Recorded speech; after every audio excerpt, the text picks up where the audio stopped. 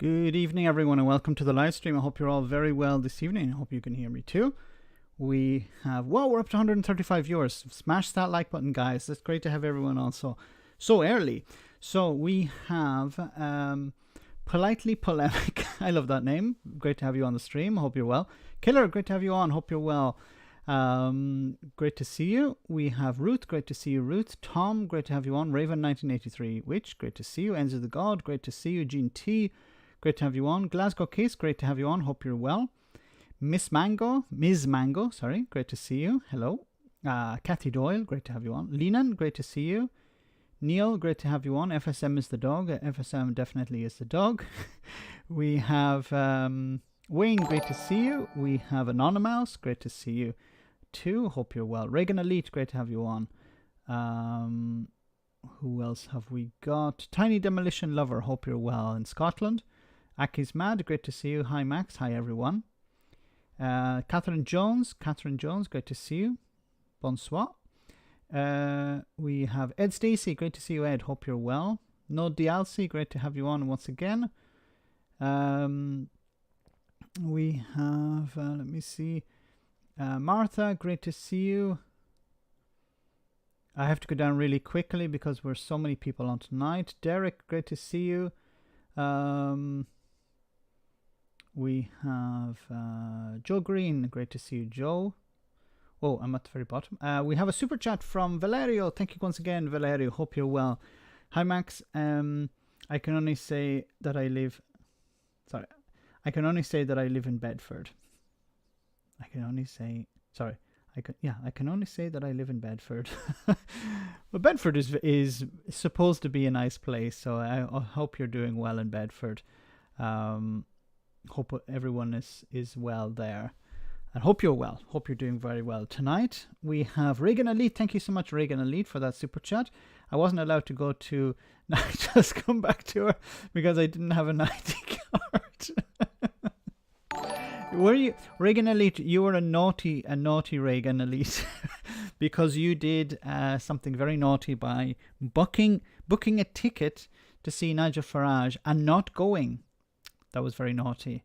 Something I did myself. Now I was definitely planning to go. I booked the ticket on the same day as I think it was the day before it was actually due to happen. So I know Graham Hughes orchestrated a mass purchase of tickets. Well, not purchased, but they were free. For Nigel Farage, and was it 12 people, 20 people turned up out of, I think it was 1,000 that was supposed to have turned up. So that was a wonderful gift for Nigel Farage, who, he's given the UK Brexit. The least we can do is give him back something just as toxic. Jens, thank you so much for that super chat. Very kind of you. That super sticker. Wonderful. Is that a bird flying or jumping? Super bird. I'm not sure what it is. Thank you so much for that. Anonymous, thank you so much for that super chat. Max, stop picking on angry Brexiteers on Twitter. I was actually going to mention this, so I wasn't picking on him. So some of you may have noticed, some of you may have not. It didn't go around very much. But so when I suggested that people like and share and book one of these free tickets to see Nigel Farage in the United States, Andre Walker, Brexiteer, Andre Walker responded, he shared my comment saying, this is going to backfire on Remainers. This is going to backfire on people who signed up to this because they're going to get they're going to get these people's data.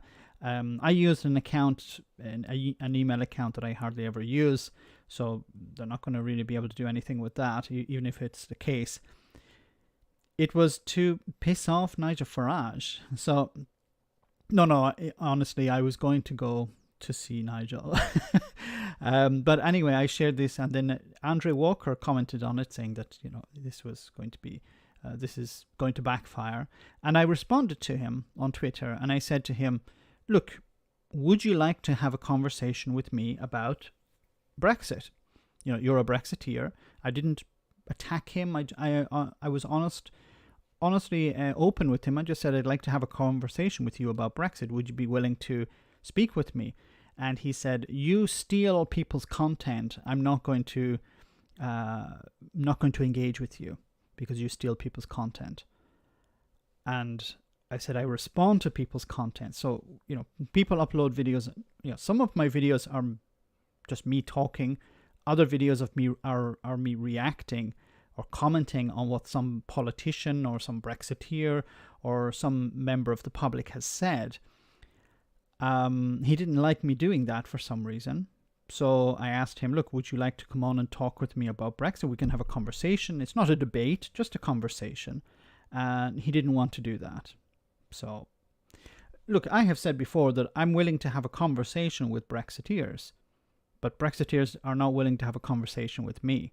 Now, I'm not an expert on Brexit. I'm not an expert on the EU. I'm not an expert on anything related to Brexit or trade or diplomacy or anything like that. But why would you be afraid to have a conversation with me about it? All I want to do is ask some questions like, why did you vote for Brexit? What are the benefits of Brexit? How is Brexit going to help people? Surely, if you're a Brexiteer, you can quite easily answer those questions. That's all I wanted to do, have a conversation. But he doesn't want to have a conversation with me. If you guys want to reach out to him and suggest that he should have a conversation with me, go ahead.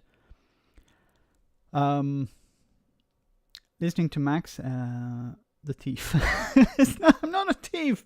I'm not stealing anything. Everything that's available on the internet is there.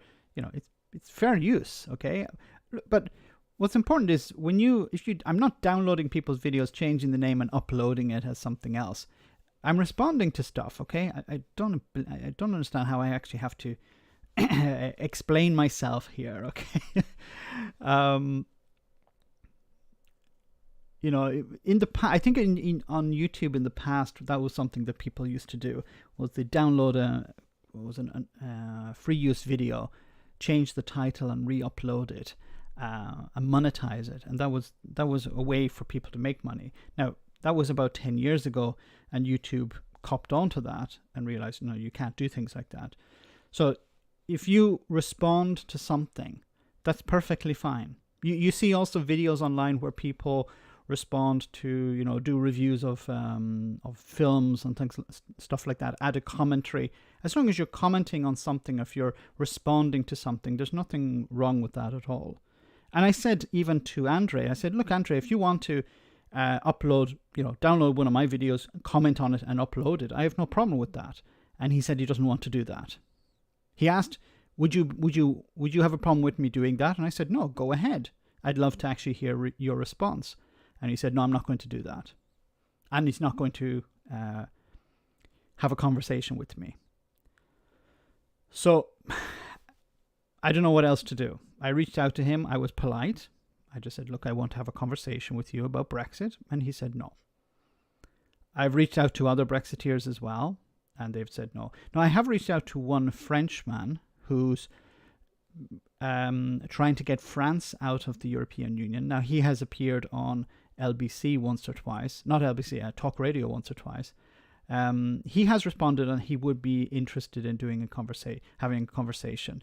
I prefer to have someone British because this man doesn't really represent a lot of people in the UK, obviously. So I don't know how interesting it would be for you guys to hear me have a conversation with a French Frexiteer.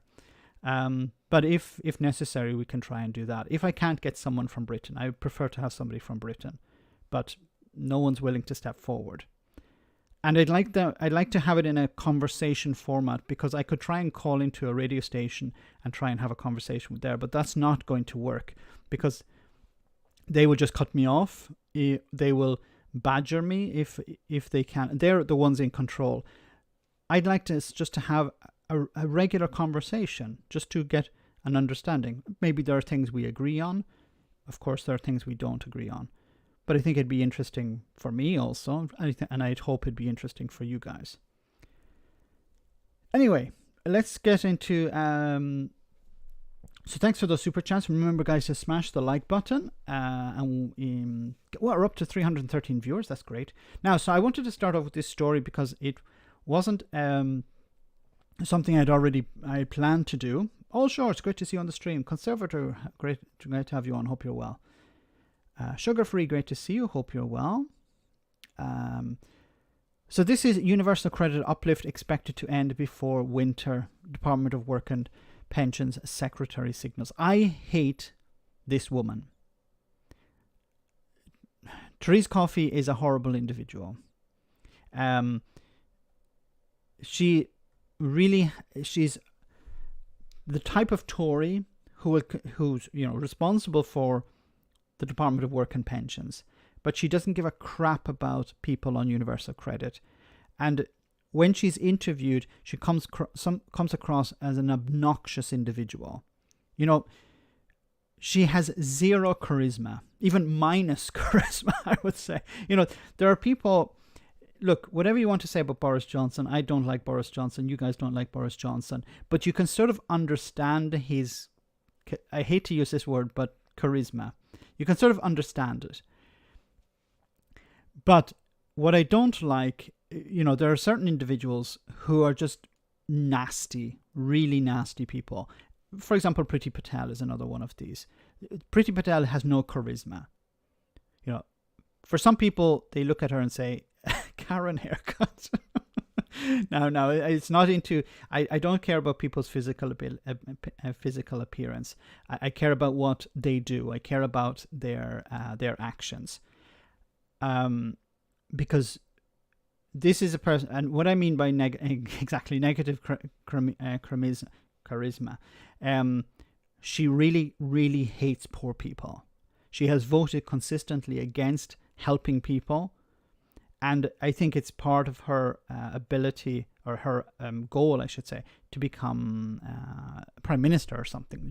She cares about developing a career. She doesn't care about policy. She doesn't care about anyone. She does whatever the party says. She does it without question. And you see her going on TV responding to questions about the pandemic or about Brexit or whatever, and she just is like a machine, pumping party talking points, and she regurgitates them. Anyway, this is about the universal credit. So universal credit, as you know, I'm not going to talk about UBI. UBI should replace universal credit. Okay, that's all I'm going to say about UBI. But many people are benefiting greatly, they're struggling at the moment. This extra £20 a week is a huge uplift for them. It's making the difference between being able to put food on the table and not. It's about making sure that they can feed their children, give them an extra meal, give them an extra couple of meals. Taking away this £20 uplift is inhumane. Think about for a moment Boris Johnson. Someone can do the maths in the chat. Boris Johnson earns at least £150,000 a year. How much is that a week? If somebody's on, £97 a week universal credit, an extra £20 makes a big difference. Boris Johnson is on £150,000 a year. I don't know, whatever that works out at £12,000 a month or something like that. He lives in another world. These people live on another planet. Anyway, it says Cabinet Minister has signalled the £20 uplift to universal credit is set to end before the winter. Why? Why are you taking this away? If people need it, they always need it. Like, what is the justification for taking it away? She's in Umbridge. I was sitting there thinking she was familiar. UBI for Wales, yes. Rishi Sunak, Chancellor Rishi Sunak has already extended the £20 a week benefit boost to the end of September.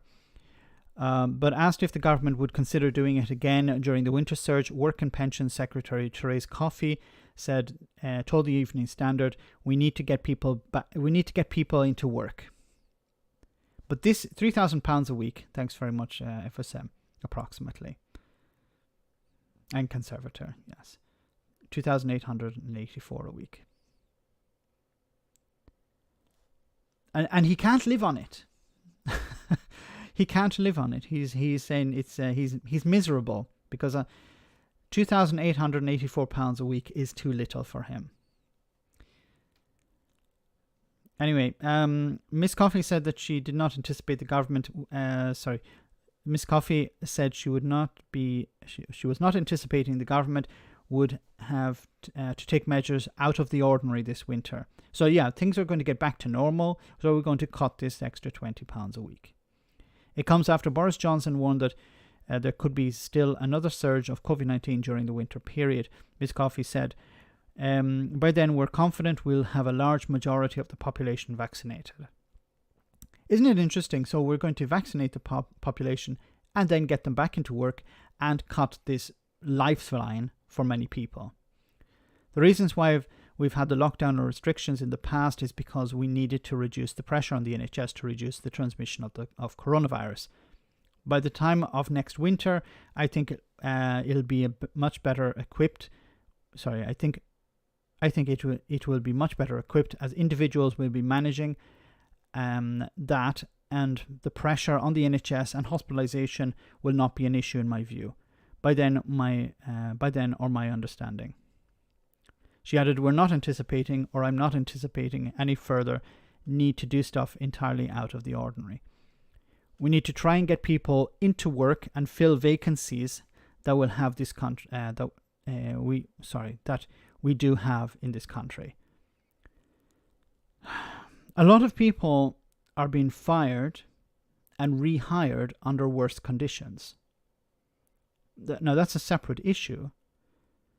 I'd throw coffee in on her to say I don't even like coffee.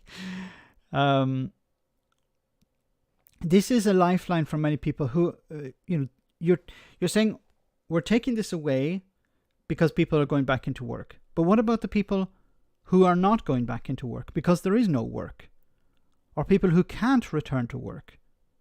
There are many people who are suffering from long COVID. They can't return to work as normal, and they're going to have this £20 uplift taken away as well. Even if I wouldn't agree with it, but if they were saying, look, we're going to do it on a case-by-case basis, that would be better. But no, we're taking away from everyone. It comes as fraud and error in the universal credit system reached record levels, with £8.4 billion overpaid in the last financial year. So it's a problem when it's overpaid, but it's not a problem when it's underpaid. It's not a problem when people have to wait 5 weeks to get their payment, but it is a problem if they pay people too much. Now, 8.4 billion in a year. How much is universal credit as a total? Actually, I'm quite curious to understand that. Universal credit per year.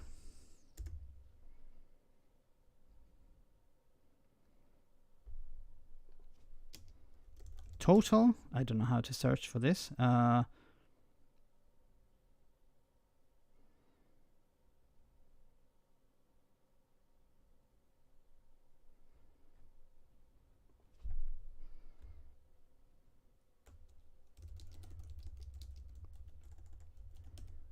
Spent on universal credit.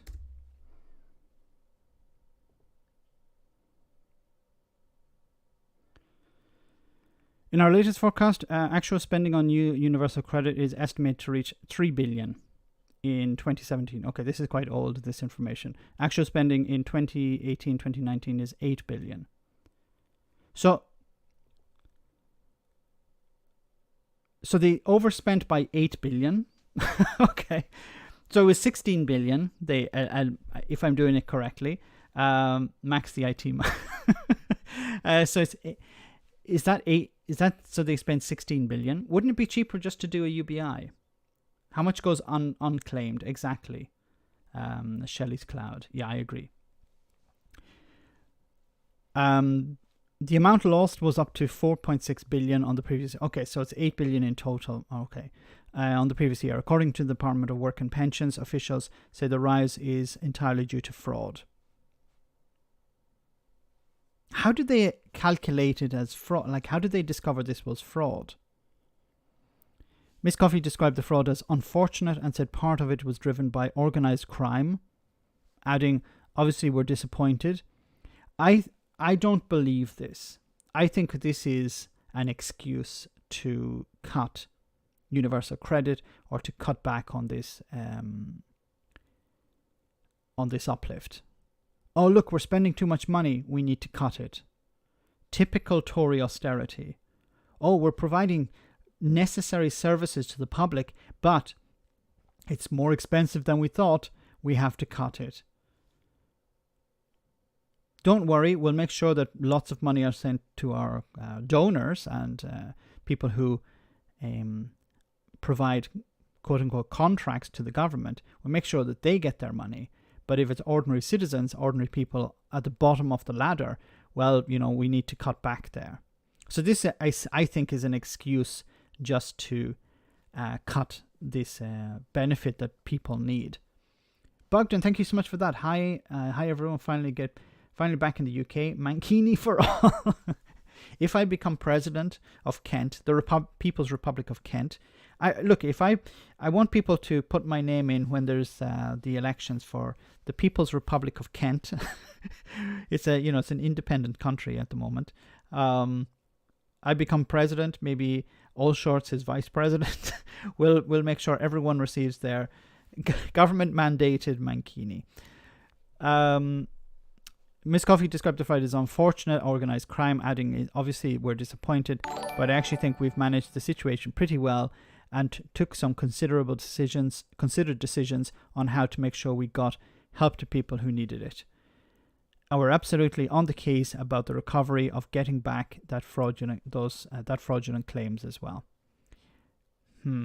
Something very fishy about all of this. She made the comments ahead of a visit to Westminster Wheels that employs and trains local people who are not in work and education to become qualified bike mechanics through the government's Kickstarter scheme. Kickstarter, I thought it was. Anyway, Miss Coffey said during the past month that they had seen more than 260 young people start a Kickstart job every day. She added, "It matters to me that and the Chancellor that we wanted to make sure young people were at the forefront of our plan for jobs." I'm not very familiar with the Kickstart program. I've heard positives and negatives about it.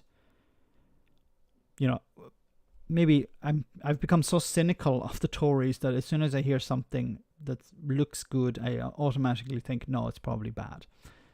Let me read some of your comments, guys. Kexit. Yes. Count Binface will be part of your party. Yes, he definitely will. He'll be Count Maxface for president.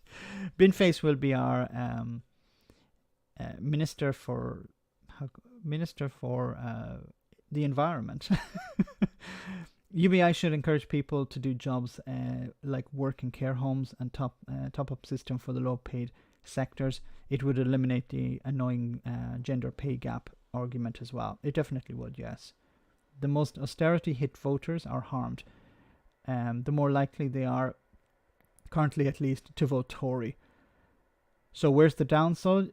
Downside to making people's lives worse, as many will keep on with the sado populism. Unfortunately, that's true. I'm a Buddhist and I'm struggling not to feel pure hatred for this shower of reparates in government. I try to feel compassion. I understand sugar free. Keep trying. I think it's getting more and more difficult. How much do they save on unpaid carers? It's all about cutting. It's all about reducing services that are for ordinary people. They never say, look, and I've said this before, when it came to came to war, they'd never say we can't afford to go to war. Missiles are too expensive. There's not a good return on investment. If you invest in a school, you get a return. If you invest in infrastructure, you get a return. If you invest in missiles, you don't get any return. Unless you're the politician, then you probably get a personal return from that. Bogdan, can you talk a bit about COVID test scam? I have at least 2 tests: pre-flight, day 2, day 5 test to release, and day 8. I have both vaccines. What the F? That doesn't make sense. Unless... So if somebody has had the vaccine, then it doesn't make sense for them to take a test. Or does it? I don't think so. If you have a certificate that says you have the vaccine, then surely you should be protected from the virus. Or if you want to, apply some overkill, maybe have a test. But 4 tests, pre-flight, day 2, day 5, and day 8. It doesn't make any sense to me. Unless it's, once again, me being overly cynical, but unless it's a case of, well, we have to pay somebody for all of these tests, and this person or this company has donated to the party, or, maybe I'm being overly cynical there. It could be a case of, look, we have all these tests, we need to use them. The vaccines aren't 100%. You can still catch COVID, but I think it's extremely remote. Now, it gives you at least 70 or 80% protection. But it seems excessive, this number of tests. But I prefer perhaps more tests than no tests. I know, but I confirmed it with the NHS 119. So they said it's necessary. Thanks for that, Bogdan. I don't know how to respond to that. It just seems excessive to have so many tests, but I think maybe because we're at a stage where there isn't a shortage, it's better to use them. Nuclear weapons allowed the UK government to cut the army, etc. That's why last year it's been cut from 120,000 to 75,000. Yeah, it's like we don't need soldiers because we have nukes. We don't need soldiers anymore. Anyway, when there are floods, we won't send the army unless we really, really have to. So the army's role is just to fill the gap until Boris Johnson arrives. It's not actually do any fighting or anything like that because, well, we have nukes. So I don't know how many nukes how many weapons the UK actually has, and are they strategic ones or are they tactical ones? I have no idea. I know they're all in Scotland, and the Scots aren't too happy about that. Do you people hate the European Union? No, I don't hate the European Union. Is the European Union perfect? Absolutely not. But the European Union has done many great things for many people around Europe, and also actually outside of Europe. It should do more. About 80 nukes.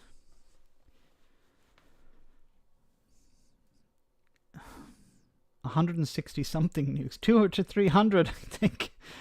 Okay, the number keeps going up. That's a little bit concerning. Max, are you aware that there's been over 300 flights from India seen since it was red listed? Yeah, I've seen that on Twitter, where there have been flights going in and out of India flights from India even today. Why? Is it a case that Boris Johnson's government wants to continue to analyze, to study the pandemic, to study this new variant, let the people in so we can study it, to see if it will mutate into a new variant? What the hell is going on?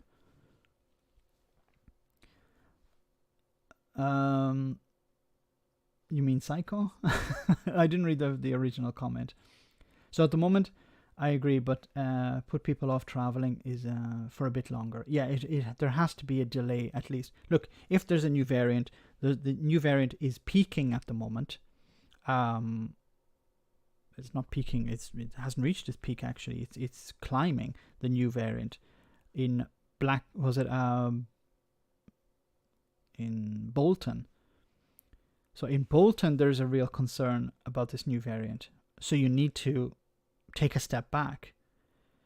Boris Johnson was talking about, we're going to follow data, not dates. But he's following dates, not data. 120 flights from amber countries. Why? The UK is a friggin' island. You can close the border. Like, what was it about Brexiteers and the Tories saying, we need to vote for Brexit so we can close our borders? And as soon as you voted for Brexit, as soon as you Brexited, what are you doing since then? Reopening, leaving the borders open. So when it comes to immigrants, we need to close the borders. When it comes to the virus, we need to open the borders. It makes absolutely no sense. Unless, as I said before, these people want the virus to come in so it can be studied. Look, once again, I don't want to engage in this sort of thinking, but like, what is the other? Is it laziness? Is it incompetence? Is it we want to just ignore the problem? What is the motivation behind this? Off the rails or off the... Oh, I'm sorry. Okay, damn typo. Off the rails. Should be off. Yeah, double F. Apologies. Got an unlikely in comments who has blasted number 10 COVID catastrophe. They're paying. They like paying circle billions. Maybe that's the case. All of those, Max. Blame the public. Every time you buy a nuke, a Tory donor gets his thanks. Yes. Well said, Bogdan. Thanks for that super chat. Unfortunately, I think that's true. Ever watch the movie Doomsday? That'll happen. That's what'll happen. Anyway, let's move on to Brexit, of course. So it says this is another.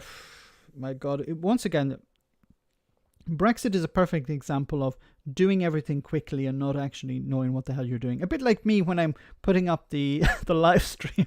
I put it up quickly. What I normally do with the live stream is I upload it. I set it up the night before, and it's quite late, and I'm a little bit tired. So when I put in the titles, I don't check it very well. Check your pings. Told you about it earlier. Sorry, yes, you did, Glasgow Kiss. I thought it was a different part of the title you were talking about. Sorry, I'm a bit banjaxed.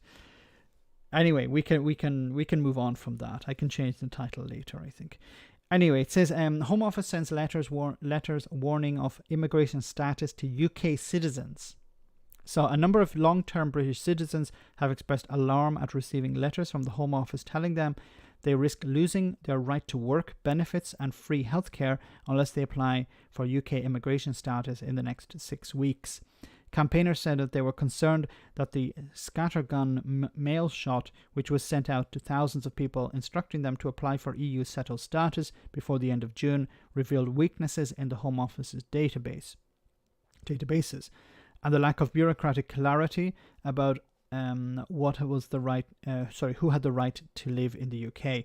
The letter, which was wrongly sent to numerous people who have lived in the UK for over 40 years, stated the United Kingdom has left the European Union, so to carry on living in the UK after the 30th of June 2021, you and your family members will have a will need to have UK immigration status, the letter states.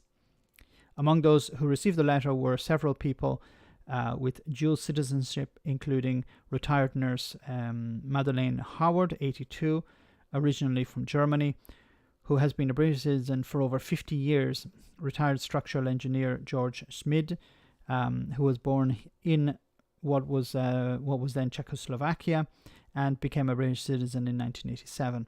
Isabella Moore, originally from Poland, who has had citizenship for over 40 years and spent 33 years working in the as an NHS doctor. Well, you know what the Tories care, how much they care about the NHS doctors.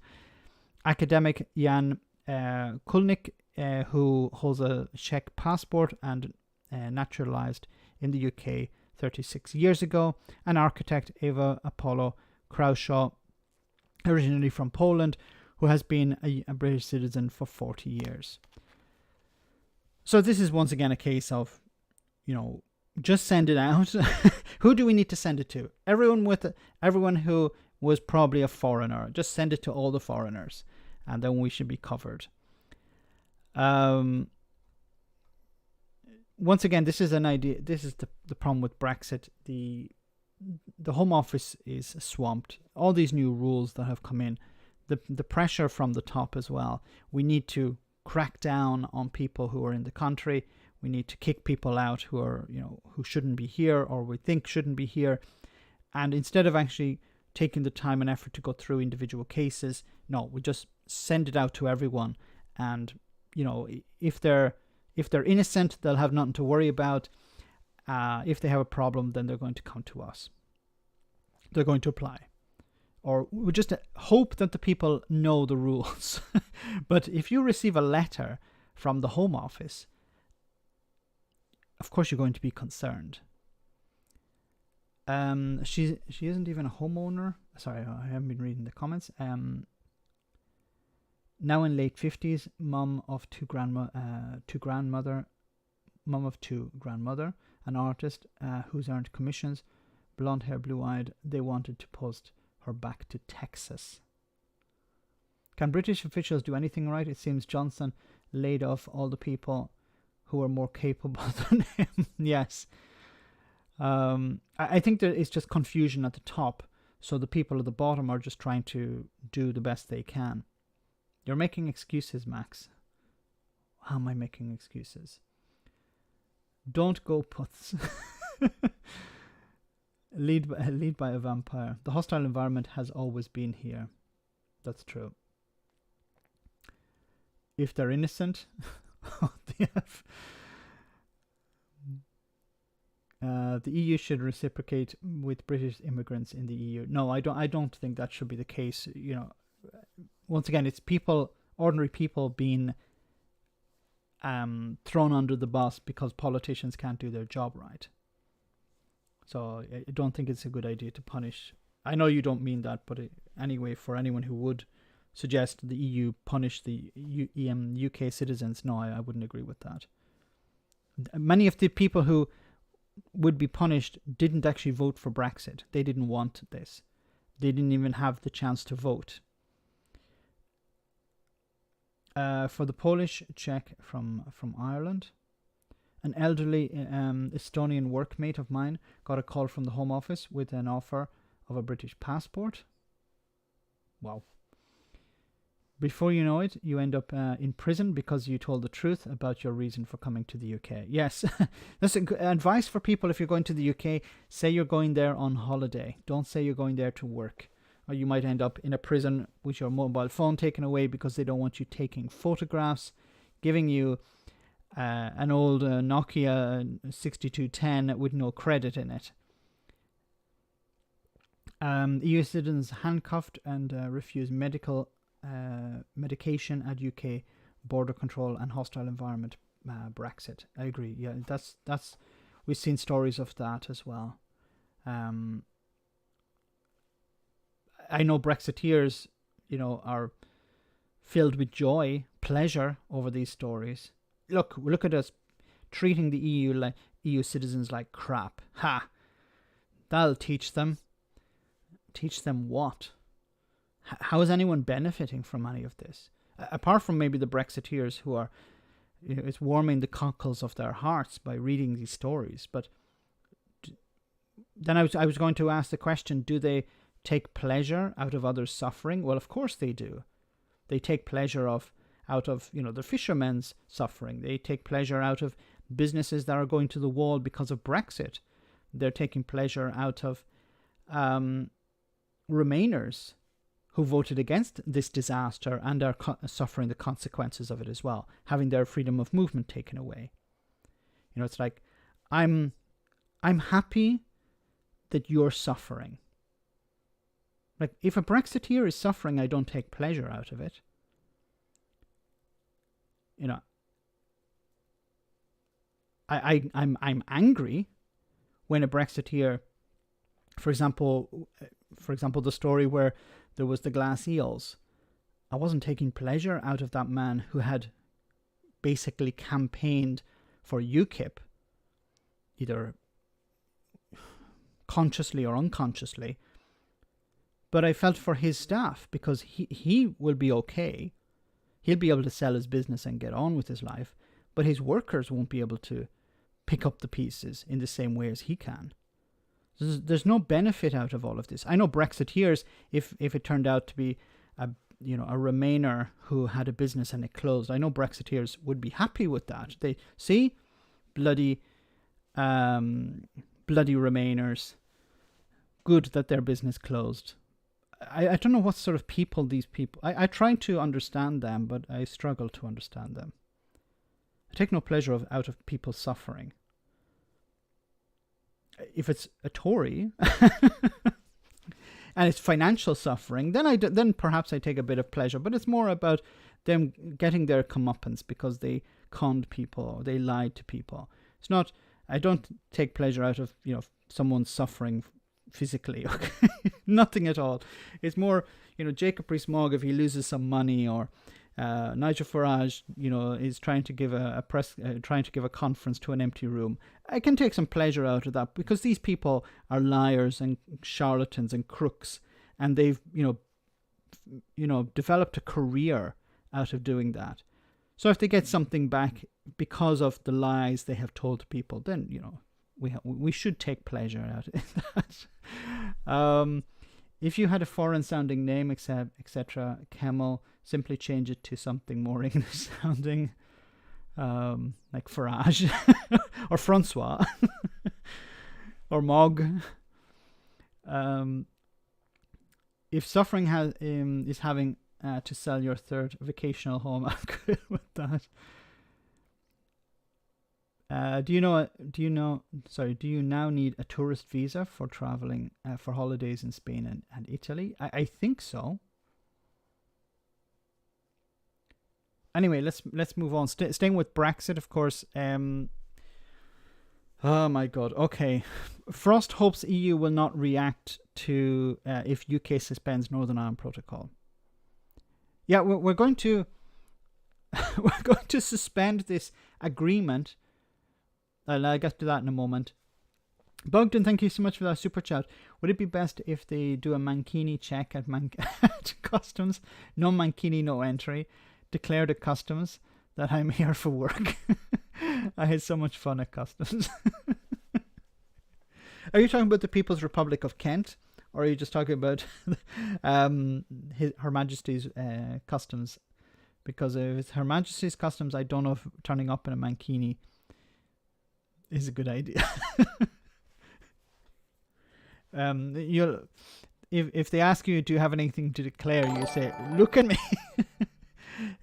Do you think I have anything to declare?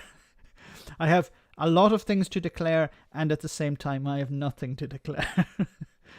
Thanks so much for that. Andy, thank you so much for that super chat. Oh, damn, I forgot about Nigel's talk that I booked 2 tickets for.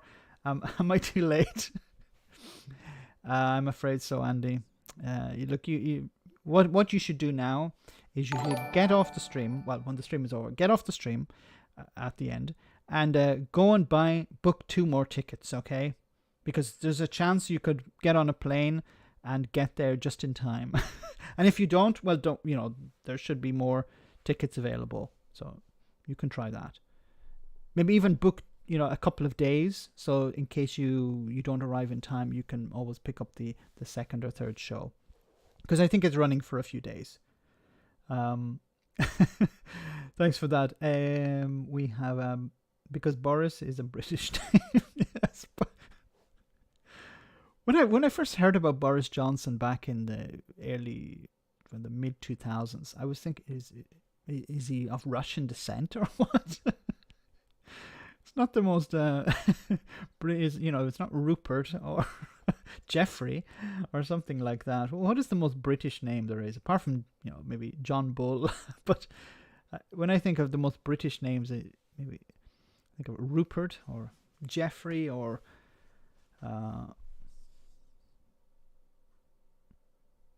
Alexander. Would that be more British?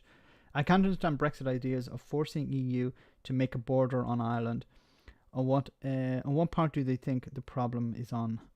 Will be on? Yes. Anyway, it says here, Frost hopes the EU will not react if UK suspends Northern Ireland Protocol. As I said, you agreed to something, you campaigned on it, you told the public it's wonderful, and now you're saying, oh, there's a problem with it. And would you mind if we suspend it? It's like, phoning up, I don't know, your mobile phone company and saying, look, I have a contract with you. Do you mind if I suspend it? They say, well, you can, but there will be consequences. The British government has said it hopes the EU will not take retaliatory measures if it was forced to unilaterally suspend the special Brexit arrangements for Northern Ireland. Lord Frost told MPs that in the interest of stability and peace, he hopes that the EU will not make it more difficult by reacting to it. What sort of weird excuse is this? It's like, I'm going to come round to your house and, have sex with your partner. I hope you don't mind because I'm going to tell you in advance. It's like, what? Telling us in advance, that makes all the difference. Oh, well, at least you told me that you're going to do that. Then that's okay. Pilskin, thank you so much for that super chat. Alexander Boris de Fofel Johnson. Yeah, that's his full name. Or Bozo. I prefer to call him Bozo. De Gofefe Johnson. Oh my God. Okay. Lord Frost told MPs that in the stability of peace. Okay. While he said he hoped that we are not in the situation, Frost made it clear during the exchange with members of the Commons European Scrutiny Committee that unilateral action was something the UK would consider if it was not able to reach agreement on border checks mandated in the Brexit withdrawal agreement. His remarks come as talks between officials in London and Brussels continue, with the UK proposed checks on food crossings, crossing the Irish Sea being phased in from the autumn in 4 stages. Yeah, so more checks are coming. That's the problem. And it's, if they're not up to speed, if the UK government are not up to speed on the checks that they have to carry out at the moment, adding more checks is going to create more stress. Remember, these people said there would be nothing to worry about. We are prepared. Michael Gove said we are prepared. They tried to blame businesses at the beginning by saying, businesses were not prepared. That's businesses' fault. The government were prepared, but obviously the government were not prepared. Tom, thank you so much for that super chat. Just think, Max, you are more popular than Nigel. and not just with hamsters. I have more viewers tonight than Nigel Farage has, definitely. But Frost made it clear that there was still a gulf of thinking and repeatedly suggested that the EU was undermining the peace process brokered in 1998 by Tony Blair and the Irish Prime Minister Bertie Ahern. How? These people, it's creating all these problems. It's undermining peace. The EU is undermining peace. Okay, how? Gareth, thank you so much for that super chat. Rabid Ramona here. I'd be lying if I said I wasn't taking immense pleasure from watching the penny drop for the belligerent Brexiteers. Yes, look, if people lie and cheat, then when you see them getting their comeuppance, then you have to take a little bit of pleasure. Thanks for that. He said a fundamental. Let me just. Sorry, there's another super chat. Oh no, okay. He said there was a fundamental problem that he said there's a bit of momentum in that the discussions on border checks, it's not highly productive, and we'll have to see how far we can take it, he told the committee. He said a fundamental problem was the way the Northern Ireland Protocol is undermining the Good Friday Agreement rather than supporting it, echoing the objections of some unionist leaders in Northern Ireland. But he hasn't explained how. In the same way the unionists will say, it's undermining the Good Friday Agreement. Okay, how? And what do you suggest replacing it with? This is the problem with Brexiteers, especially the ones in Northern Ireland, the DUP, where they will say, we need to get rid of the protocol. And people ask them, okay, and replace it with what? We need to get rid of the protocol. Okay, but what do you want to replace it with? We get rid of it and replace it with what? We need to get rid of the protocol. That's all they can do. It's a broken record. Get rid of the protocol. Get rid of the protocol. Don't think about what comes after. He said that the UK is not keen on aligning with EU food standards, something former government advisor Shanak Singhal had said would lead to 90% of border checks disappearing. Look, if you align, this will eliminate these problems. The decision was not for ideological reasons, Frost said, but to enable trade deals with other countries. So this is the problem. If you align with the EU, then it makes trade deals with other countries difficult. But most trade is with the EU. Let's just imagine any other country. Let's imagine New Zealand. New Zealand wants to trade with Australia. Most of their trade is with Australia. They want to have a trade deal with Australia. Their biggest market is Australia. I don't know if that's the case, probably not. But just for this hypothetical. Well, then, wouldn't it make sense to align your standards with Australian standards? Because they're your biggest market. You said, no, we don't want to align because we want to do trade deals with, Vietnam or Canada. Yes, but your biggest market is Australia, so it would make sense to align with them. He also indicated that there was a dispute over the alternative approach, which was to impose checks on a short list of goods that were at risk of going across the border into Ireland from the EU single market. The EU said, he said, had come around to the heart of the difficulties and focus on goods that pose a genuine risk to the single market and not continue to talk about superficial realities. Okay. Frost's single street-talking style and blunt approach has enraged Dublin and Brussels, who are urging London to take ownership of the hard Brexit they pursued. These are the responsibilities of the British government, remember. Wakanda. There was also disbelief in the UK, as Dublin see it, stoking identity politics, something that was at the heart of the troubles in Northern Ireland. This is extremely concerning because, Lord Frost and Boris Johnson can start talking about, yes, we need to protect the Union. We need to protect Northern Ireland's place in the UK. We need to, we don't want the EU annexing Northern Ireland. This is the wrong type of language to be using. But there's a problem.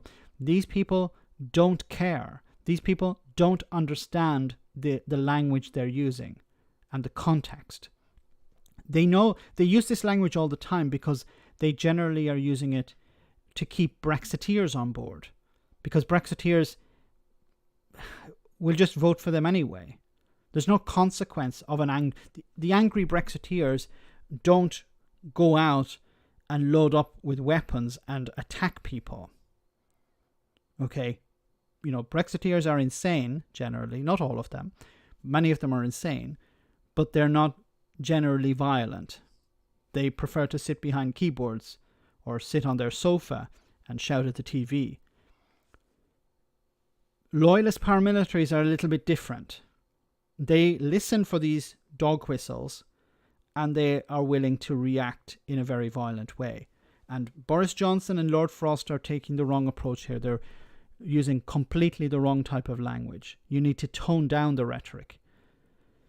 But Either they don't understand or they don't care. Or even worse, they want to create these problems. Over the weekend, Frost urged Brussels to stop point scoring. Brussels is not point scoring. This is your bloody responsibility under the agreement that you campaigned for, you negotiated and you signed. In the other order, according to the over the Northern Ireland Protocol, accusing them of being purist. When has being purist been a bad thing? According to this is about legal documents. According to internal documents seen by the BBC and The Guardian, the UK wants to phase in border checks on food. Phase 1 from the 1st of October would involve the introduction of export health certificates for fresh meat. Phase 2 from the end of January would cover dairy products, garden centre plants, seeds and wine. Phase 3 would cover fruit and vegetables and pet food, and Phase 4 would cover ambient foods such as jams, products with a short shelf life, and high-risk foods not of animal origin. The UK says concrete timelines would evolve over the coming months. But look, this is the type of thing that needs to be negotiated with the European Union, not in the public sphere, not on the front pages of the Express. Not writing articles in the Sunday Mail saying the EU is a disaster, This is the type of talk that needs to take place behind closed doors. If there are issues, there is the joint committee to deal with these issues. David Frost sits on the joint committee. He replaced Michael Gove. So that's his job. He needs to sit down with Šefčovič and hammer out these issues to try and streamline these issues. Look, if the EU feels that, look, the single market is protected, we're flexible, we understand that there are issues, we told you about these issues, you ignore these issues, okay, now we can't continue to say we told you so, we need to work something out. The EU will be flexible in regards to that. But you have to treat them with respect. You can't just say, okay, we're not actually going to speak to you about these problems, we're actually going to go to the media and complain there. And we're going to tell members of the unionist community in Northern Ireland that you're the problem, not us. This is typical Brexiteer, typical Tory attitude. Boris Johnson and the Tories are the worst people to be in charge of this. Really, the worst people possible. Because they have no foresight, they have no understanding of diplomacy, they have no understanding of accountability, responsibility. These words are alien to them. Accountability and responsibility are something that's drummed out of people when they go to Eton, I'm afraid. Johan, thank you so much for that super chat. Why is it when I read the UK news site, I usually get about a race between some country or EU? Because that's an interesting point. It's about we're winning. The Brexiteers need to be convinced continually that Brexit was a good idea and that there's a competition when it comes to vaccines, for example, or, banks moving in and out of a country. It's a race. It's a competition. There's a winner at the end. Now, the winner will never be the person reading the newspaper. I'd love to know how, if a company is closing and moving its operations to the EU, how are those people winning in some way? Or if a car company hasn't closed down, how does that individual reader benefit from that? But they're convinced that they are benefiting as part of the bigger picture. It's a competition. It's a race. We have to beat the EU. It's a ridiculous. I don't know. I don't even know how to respond to it. I can't even think of the words to describe it. It's a farce. It's creating in the minds of people a battle. We're at war with the EU. We win a few battles, we lose a few battles, but at the end we have to focus on the war itself, the ending of the war, the final victory. That's what we have to focus on. And Brexit is delivering towards the final victory. So there will be a few wins and a few losses, but at the end, we're going to defeat the EU. Whatever that means. I don't know what it means to these people, but it means something to them. Anyway, staying on Northern Ireland, I thought it'd be interesting to... I'm not going to expose you too much of this. Unfortunately, the new leader of the DUP, Mr. Putz, who believes the earth is 6,000 years old, was refused to go on the BBC. He wasn't available, allegedly. But instead they sent someone just as stupid, Ian Paisley Jr. And refreshing the party's ministerial team at Stormont. Edwin Poots was not available for interview tonight. However, I am joined by one man who knows his thinking, the MP for North Antrim, Ian Paisley. Edwin Poots insists that getting rid of the protocol is his top priority. How is he going to do that? He can't get rid of the protocol.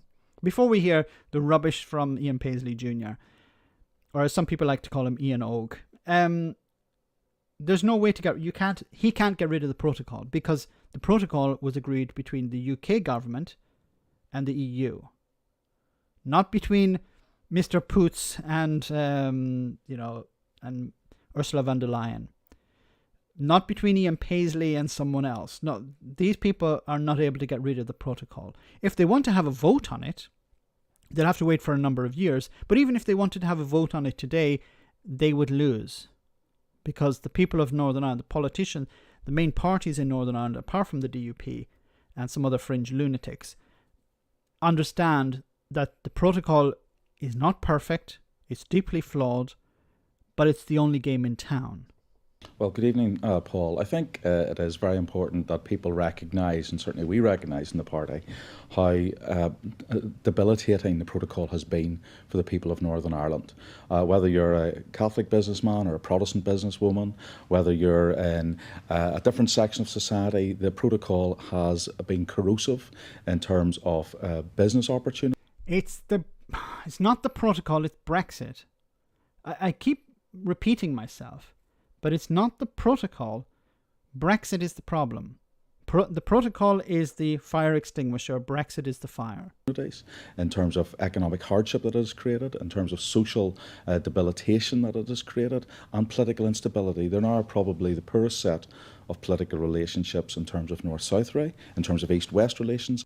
No, and who has created this problem? There was a North-South meeting that was supposed to take place, and the Agriculture Secretary in Northern Ireland decided not to attend. Do you know who the current Agricultural Secretary is? Mr. Poots.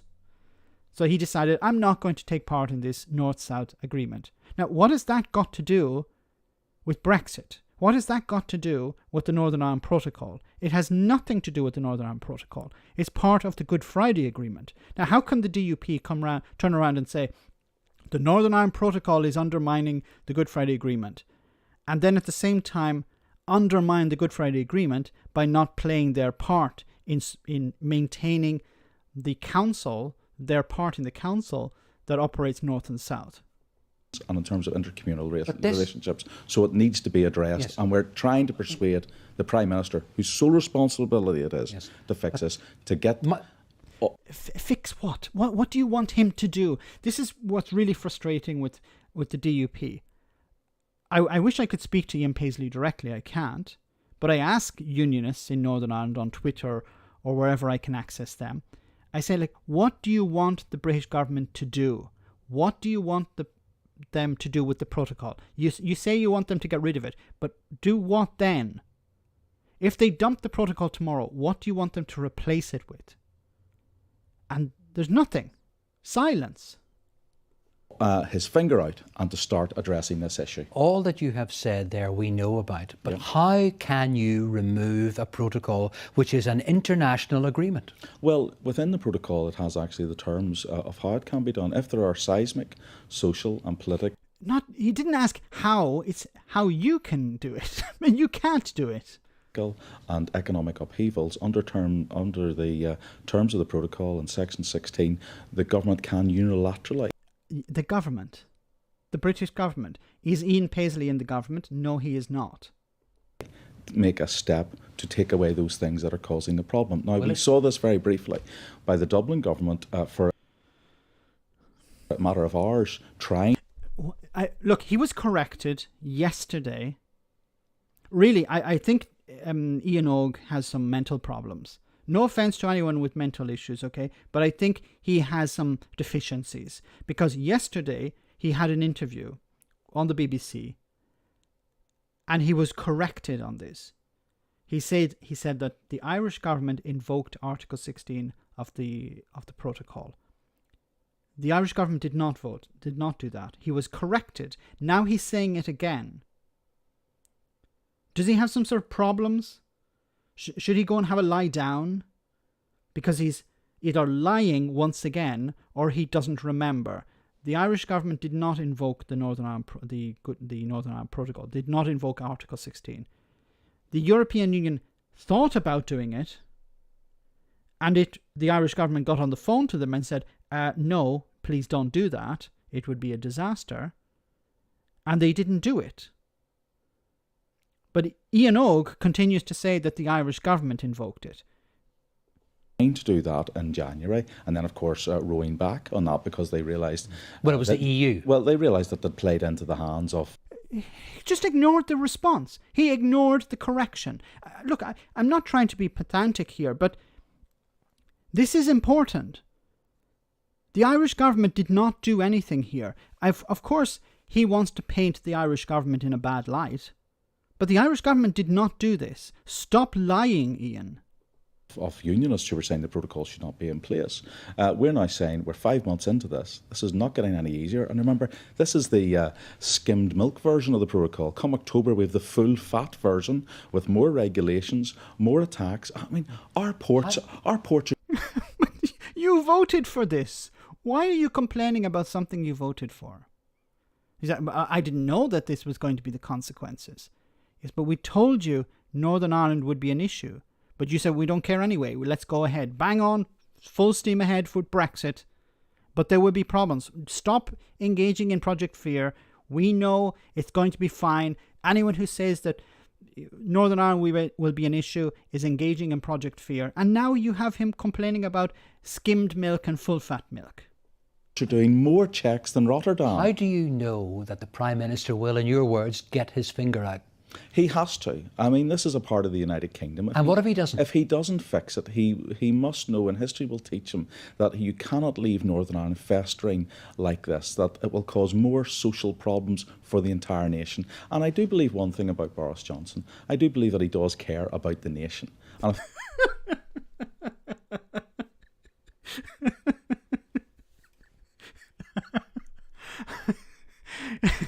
honestly, I haven't seen this video, but how can anyone believe what he just said? No, Boris Johnson cares about the nation. What? The nation of Boris Johnson? Boris Johnson does not care about the nation. Boris Johnson doesn't care about the union. Boris Johnson doesn't care about England. He doesn't care about the Conservative Party. He cares about Boris Johnson. He came to you. He came to your party conference and he lied to you, lied to your face. You knew he was lying. Well, you didn't know at the time. You probably hoped he wasn't lying at the time. But since then, you still can't cop on. You still don't understand that he's a charlatan and a liar. I understand that you're in a position where you can't control him. You can't, you have no leverage. But stop believing that he's an honest individual. Nobody believes he's an honest individual. Please, if there's anyone who thinks that Boris Johnson is honest, they probably, need to see need their medication. Boris Johnson even knows himself that he's dishonest. This is painful now. Yes, I'm not going to go on too far, but this is somebody. This Ian Paisley reminds me of somebody who went down to the local, the news agent, and put all their money on the lottery numbers. And now that the lottery numbers have come out false, they're trying to go back to their family and make excuses for why they spent all the money. on the lottery tickets. The tickets did not return anything. It was a disaster. They took their life savings and put it into the lottery now, onto a single lottery number, whatever, scratch cards, whatever. But it's been a failure. And somebody told them to spend all their money on these lottery tickets. It was a disaster. But they don't have the face to actually return and say, yes, I was wrong. They can't turn around and say, yes, we were conned. Because their family rely on them, because it would be an embarrassment. But, you know, I think it makes more of a man, makes a man out of you if you stand up and say, yes, I was wrong. We were lied to. Boris Johnson lied to us. We have to work with what we have. But he can't do that because he knows his political career will be over. If that is the case, he has to care about this small part of the nation and fix it, because this instability will only grow and make matters worse. But he hasn't for shown him. much interest thus far, has he? Well, I think that up until now, quite frankly, he has been distracted by a whole host of other things. But the last... Distracted. This is... I'm sorry, it sounds like someone who was beaten and they're trying to make excuses for the person who has beaten them. You know, Ian is in an abusive relationship with the Conservative Party. And he's trying to say, look, you know, he loves us truly. You know, he does lie to us. He does con us. But deep down, Boris Johnson truly loves Northern Ireland. He does love unionism. He is a true unionist. I just have to keep reinforcing that in my mind. I'm Ian Paisley. I need to reinforce that in my mind, because if I actually understood reality, I would end up in, banging my head against a wall or something, or I would freak out. A number of weeks have demonstrated that the instability cannot go any further. So his spokesman, Lord Frost, has been very, very clear that this is no longer sustainable. The Irish government are now saying things, I mean, remarkably, that they want this fixed by the 12th of July. They see what's coming down the tracks in terms of instability. But Boris Johnson has let you down before. Oh, Boris Johnson has betrayed the people of Northern Ireland, make no mistake about it. Boris Johnson had the opportunity to deliver Brexit on the same terms for the people. It's not about the people of Northern Ireland. He lied to you. Stop trying to say, I'm in an abusive relationship, but he's bad to other people, but not to me. Okay, he hasn't lied to me. He's lied to the people of Northern Ireland, but he hasn't lied to the DUP. No, the DUP were not conned. Honestly, those lottery tickets, we just have to hold on to them. Maybe the numbers will come around again. Of Northern Ireland, as he did for the people of England, and he let us down. But we can't be blamed for his betrayal. But you listened to Boris Johnson when people told you he was a charlatan. You know, if you know somebody, a friend of yours, and you tell them, look, that guy, Nigel Farage, he's trying to sell you stuff. Don't buy it from him. He's a crook. He's a snake oil salesman. And this person, your friend, says, no, I'm not going to listen to you. I'm going to listen to the guy on the television. Because he sounds right. Whose fault is it then? In a way, it's partly the salesman, the snake oil salesman, but it's also partly your friend's fault for actually believing this person. But I wasn't abused. But at the other hand, it's like, yes, but this person has been proven to be a liar. They were in prison. I'm not saying Nigel Farage was in prison, but just stay with my hypothetical. But max free tickets. Oh my God, this is going off the rails. Off the rails with 2 Fs. What we've got to do is put that back to him and say, now fix it. Boris Johnson, please fix the protocol. No. Okay. Fix the protocol. No. Okay, anyone else any ideas on how to convince Boris Johnson to fix the protocol? And as I said, I'm very pleased with the words of Lord Frost. What I would like to see now are actions. And in the interim, for example, would the DUP continue to boycott North-South ministerial meetings? Well, of course, the DUP hasn't actually boycotted them. What has happened is that our ministers have either not been able to agree agendas with... We haven't been able... There's a meeting next Monday. Are you going to go to it? I'm sorry. Next Monday I'm playing golf. Yeah, but you were at the last meeting last Monday. Yeah, but it was an emergency golf an emergency round of golf. You know, my rich uncle is coming, and you know I have to keep him happy. He plays golf all the time, so I'm sorry I won't be able to go to the meeting next Monday, or the Monday after that, or the Monday after that. Another, he's, you know, maybe he's been around Boris Johnson for too long. He's a lying crook as well. Son of Viking, thank you so much for that super chat. Frost came up with the 12th of July deadline after talking to loyalist paramilitaries. Ian Jr. knows in a few weeks he will have seen as having been a moderate. Yes. But it is interesting, the 12th of July deadline. But of course, Boris Johnson's Lord Frost deadlines mean nothing. Yes, we need to respect this deadline, and then it passes. We've seen it before. Deadlines mean nothing to Boris Johnson and the Tories. Thanks for that super chat, Son of Viking. But it is concerning that Lord Frost met with loyalist paramilitaries. He didn't want to meet with the Alliance Party or Sinn Féin or the SDLP. No, he wanted to meet with loyalist paramilitaries. Why? With their southern counterparts, and on that basis those meetings were pointless. Does it not put the agreement at risk? Well, it definitely does put the Good Friday Agreement at risk, because the Assembly has a responsibility. These councils were set up after the Good Friday Agreement came into effect. The DUP have a responsibility as members of the Assembly, as members of the government in Northern Ireland. And what they're doing is they're disrespecting that responsibility. They should resign if they don't want to take part in these meetings. But they don't want to do that. This is extremely dishonest action, what they're doing. They're undermining the Good Friday Agreement. They always wanted to undermine it. Now it's given them an excuse. Ardom, thank you so much for that. Fact me. Do we have to do a work call? Okay, I'm moving on from this, because Ian Og just infuriates me because of his lies and his BS. Before we're actually over halfway through the stream, so I wanted to make just want to show you a funny video. It's a little bit long, but it is. Well, it does say. Whoops. Hopefully this works. Okay, I hope you enjoyed this. A little comedy moment, and then we'll come back to the serious business in a moment.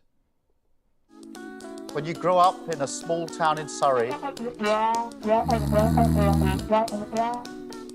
Mr. Starmer, one policy, make it the cutest we did ever see. Say you'll undo this Brexit disaster, so we can wake up from this nightmare faster. Starmer, don't let us down. The country's run by a crooked clown. Show some spunk and set us free. Mr. Starmer, one policy.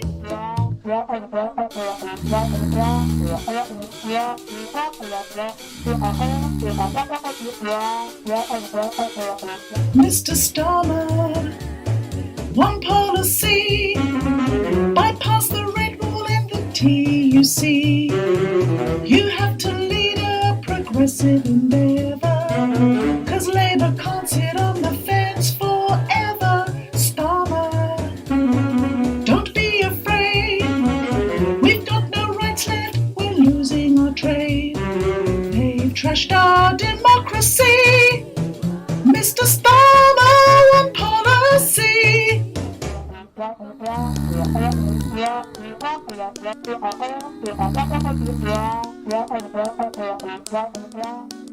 Mr. Starmer, Yes. one policy.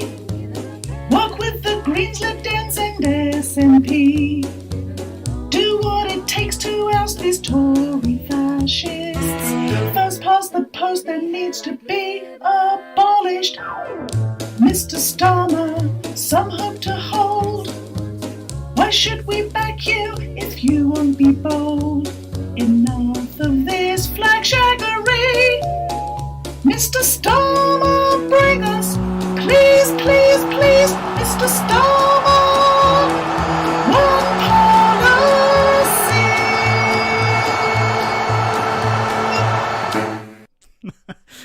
I think it's quite nice. Thanks for that. Okay, let's let's move on. So this story was extremely infuriating. Nurse who cared for Boris Johnson resigns over lack of respect for NHS workers. It says here, a nurse who cared for Boris Johnson when he was gravely ill with COVID-19 says she has handed in her resignation. Such is the disillusionment with the lack of respect shown by the government for the NHS and healthcare workers. Jenny McGee, who kept vigil by the Prime Minister's bedside for 2 days when he was in intensive care, also revealed that his staff had later attempted to co-opt her into a clap for the NHS photo opportunity with him during what she thought would be a discreet thank you visit to Downing Street. Of course, wow, we have this nurse who looked after Boris Johnson, put her in front of a camera, get her to say how great Boris is. We can milk this for some publicity. We can get some political capital out of this. Look, the NHS truly do care about the Tories. We're not getting the respect and pay that we deserve. I'm just sick of it. So I handed in my resignation, said McGee, referring to the government's proposed 1% pay rise for NHS staff, which unions have described as a kick in the teeth. Isn't it interesting how that story has fallen by the wayside? What's happening with that? This is a huge problem with the media at the moment, is that there are certain stories that will remain front page for a period of time and then they'll disappear. The same has happened with numerous stories, but the more recent ones, of course, with Boris Johnson's, the bodies will pile high.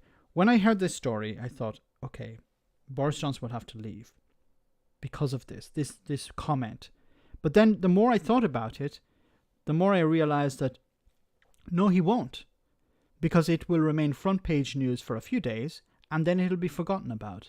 Have you heard anyone mention the bodies piling high since that, was it a couple of weeks ago? No. And the Tories know they can get away with it. Boris Johnson can basically say whatever the hell he wants. He could eat a live baby eat a baby live on TV. Eat a live baby on live TV. Even worse. And, it would be a bit of a scandal for a few days and then, get back to normal again. That's how things have become. The scandal, the corruption, the sleaze, the incompetence has become to a level. It's so how can I say, saturated. It's a level of saturation that it becomes normal. Boris Johnson said let the bodies pile high. Oh well, whatever. Now but think about all the vaccines he's rolled out. That's it. What's going to happen when everyone's vaccinated? What are they going to fall back on then? Remember the vaccines, but that's going to work for a bit, but it's not going to work forever. It's working at the moment because people want the vaccine and people care about having the vaccine and people who have the vaccine are happy to have it. But when that phase is over, which will be probably sometime later in this year, after that, what are they going to respond with? I know they're going to try and milk, of course, the vaccine rollout for a while, but the public will move on from that. Yeah, okay, we have our vaccine. Yeah, but can we get back to bread and butter issues? And that's not what the Tories want to be on, because we've seen how when, during the lockdowns, for example, when the lockdowns were unpopular, this was extremely damaging for Boris Johnson. Keir Starmer was actually doing better. Bunny hugging.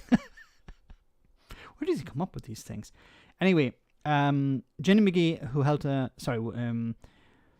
she went on to say, she was also critical of the government's handling of the COVID crisis, adding, lots of nurses felt that the government hadn't led very effectively. The indecisiveness, so many mixed messages, it was very upsetting. McGee made the comments in a Channel 4 documentary to be broadcast on the 24th of May about the 15 months of COVID in Britain,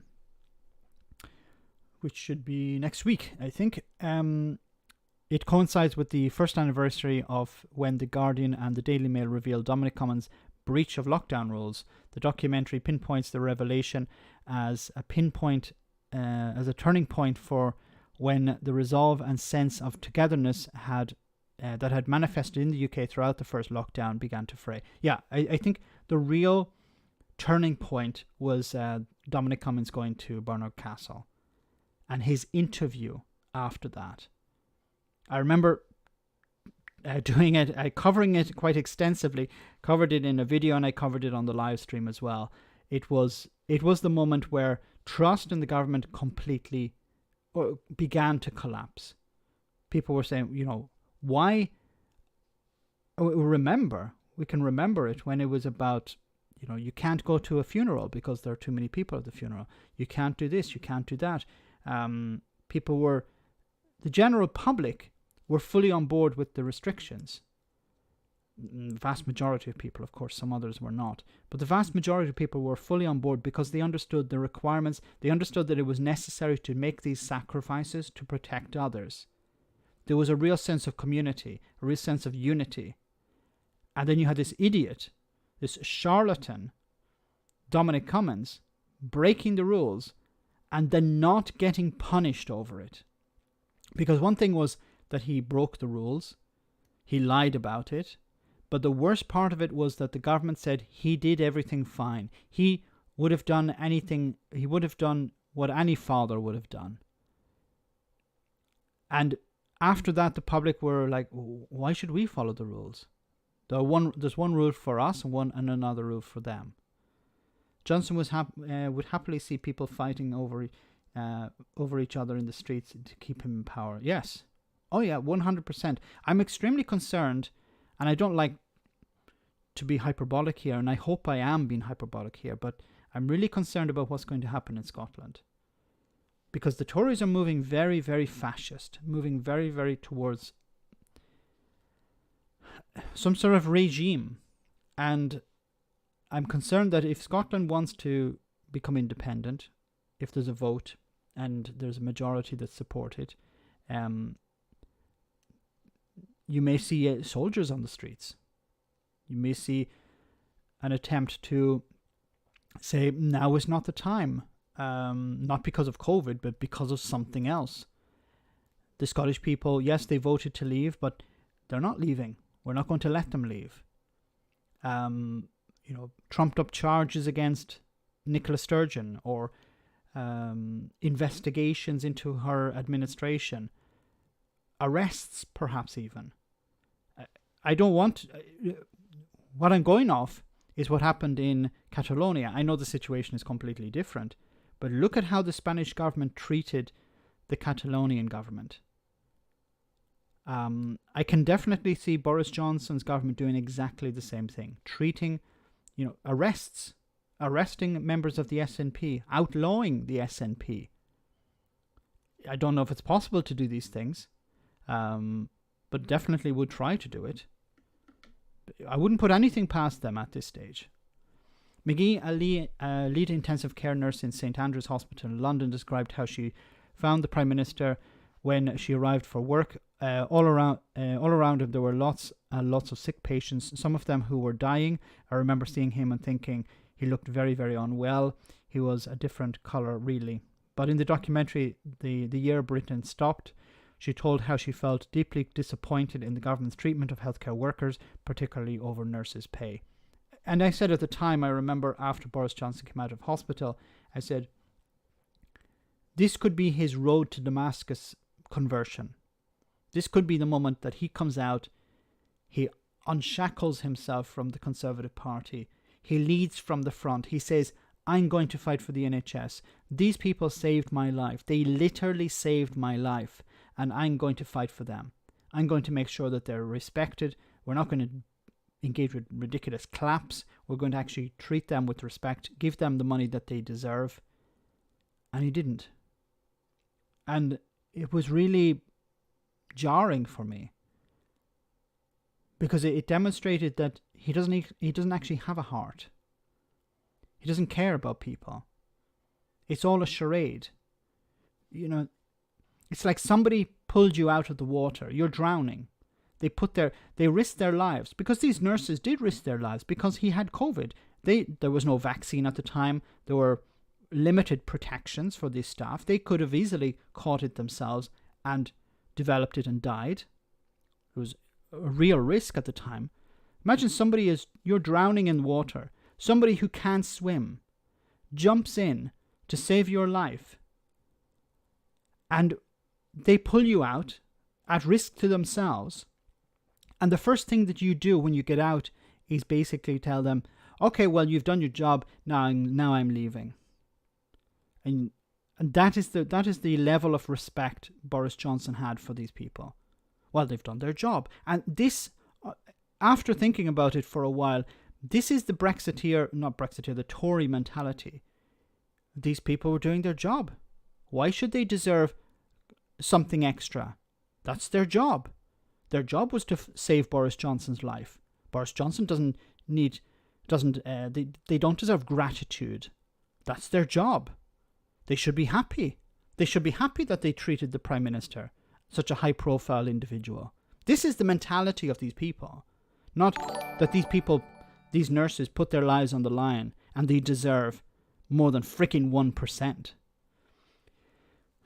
Johan, thank you so much for that super chat. If you are in a union between countries, I can't see how you can say to one part that they can't leave. Sweden let Norway have a vote. But it's not a union. It's more like the Tories treat Scotland basically as a region, treat it as a county. Jacob Rees-Mogg treats it as a county, basically.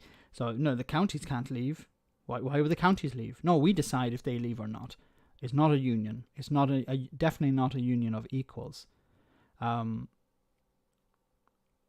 anyone who claims that it is lying. Sorry, Max, I knew that Johnson would care naught about those who cared for him.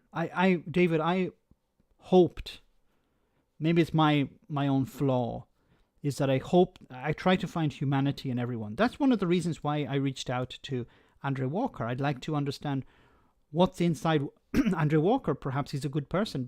Perhaps he cares about people. Perhaps this Brexiteer thing is just, theatre. Perhaps deep down he cares about ordinary people. He cares about his friends, his family, his neighbours. I hope. That's something that's inside me. I always try to find humanity in everyone. Even, bad guys in movies. I said, like, maybe, when they go home, they hug their partner, they kiss their children on the head. They're not evil all the time. So when I saw Boris Johnson come out of hospital, I thought, he can't be so callous. Surely he will care about these people. And I was completely wrong. I've yet to be proven the other way. I've yet to be proven that he actually cares about these people. Saying something in Parliament, yes, we care about these, yes, let's clap, yes, we care about the NHS. Saying it, who gives a crap about what you say? We care about what you do. McGee, who was originally from Invercargill in New Zealand, said she had been asked but declined to take part in the Clap for Carers at the event.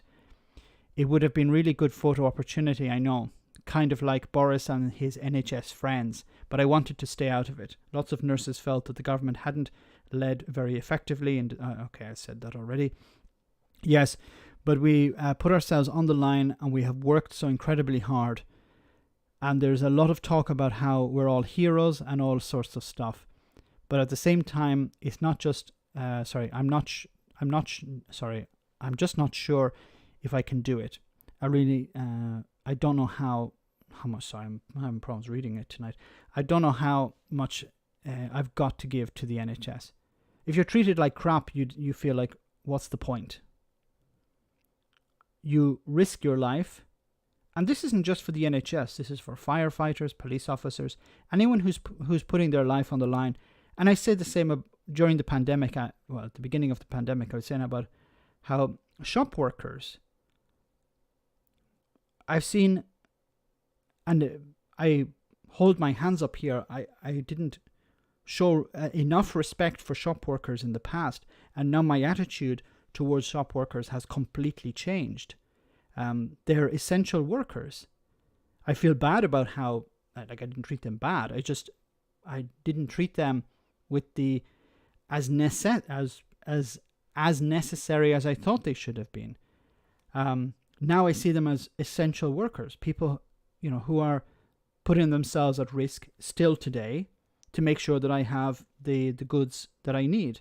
The same with couriers. When we're starting to order more online.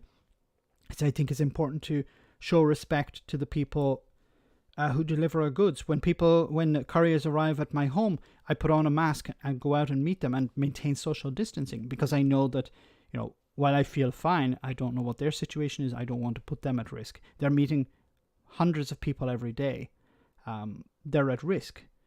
We should respect that. Thank them for what they're doing. Be kind to them. If maybe you're in the shower or something and you're running out, you could be maybe a little bit angry, but those people have very tight deadlines to respect. They're under a lot of pressure. We have to respect that. We have to show a bit of consideration. I don't think it costs us much. Anyway, let's move on. I just wanted to talk a little bit about that, and I talked a lot about that. So, there is some maybe good news. It says here, UK jobs likely to keep recovering if COVID easing can continue. So this is from Larry Elliott in The Guardian. It says, has analysed today's UK labour market reports and writes, the chances of finding work have now started to improve as a result of the gradual easing of restrictions.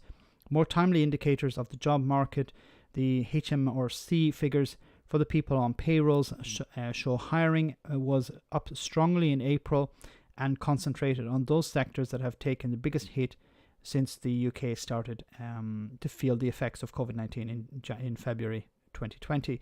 Payrolls expanded by 97,000 in April, although they remain 750,000 lower than the pre-pandemic peak. Assuming the government can stick to its plan of removing all restrictions by June, the improvement in the labour market looks likely to continue, with under 25s, the age group most badly affected by lockdowns, the main beneficiaries. So this is positive. But, and I hate to be the bearer of bad news, this is good news. A lot of people are going to be able to return to their jobs. Unfortunately, there is a bit of a sting in the tail here that a number of companies, mainly large enterprises, have engaged in what's called fire and rehire. What they've done is they've laid off staff during the pandemic, and then they've offered the people their job back. Oh, you want to work with us again? Sure, you can work again, but under a new contract. So you've been laid off, fired in many cases, and then you're offered your same job again, but of course with worse conditions and worse pay. Now, some people have decided, look, I don't have a choice, I'm going to take up the work, which makes it worse for those who are trying to fight fire and rehire. I don't want to judge anyone's decisions, because everyone's decision is their own, and some people are able to resist this. Other people may feel that, look, I have bills to pay. I don't have the choice here. If I don't take this contract, I have nothing else, or I have to start looking around. I've been on universal credit for a while. I don't want to go back onto that again. It's a nightmare. And Marka Wooten says, yes, 0-hour contracts is another issue. A lot of these are going to be 0-hour contracts. Massaging of the figures, but I'm hoping that things are going to get better. In Italy, there's a saying, thank you doesn't feed the donkey. Yes, that's a good point. So hopefully this is something positive, but it is going to be a case where as we ease the lockdown, shops, bars, restaurants, hospitality, other industries are starting to reopen. Many people want to go out and spend money. Many people want to support these industries. They want to have their pint. They want to have their meal. So it makes sense that these industries are going to start hiring staff back in. And that is positive. it's important that whatever people are brought back in, that they are protected, that they're not going to be exploited. And there have been stories of people who have been exploited. I shared one on Twitter today. Starmer has a 0-hour contract.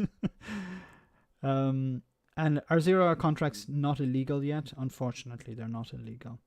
How can fire and rehire be legal in the UK? You don't have unions. Johan, the unions were destroyed. The unions were defanged. It started under Margaret Thatcher. And since then, a lot, politicians and their friends in the media have demonized trade unions, have convinced the public that trade unions are bad, trade unions are a problem, trade unions stifle innovation, that people are happy if they're not in a trade union. People are freer if they're not part of a trade union. Trade unions are not perfect. There are a number of problems with trade unions, but they fight for the workers. If you're an individual, you're on your own.